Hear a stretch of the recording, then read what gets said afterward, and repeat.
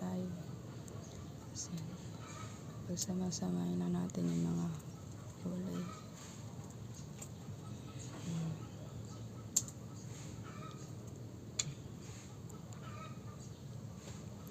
Madali lang naman to guys.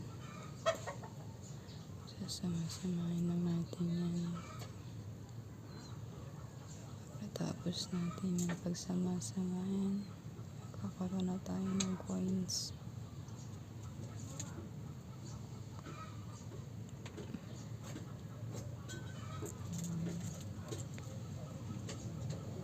Yan. Nanood lang tayo ng ads nila para makakuuli ng another coins.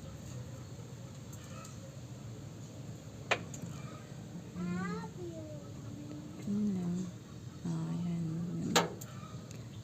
Another naman. Tapos, ganun kadali.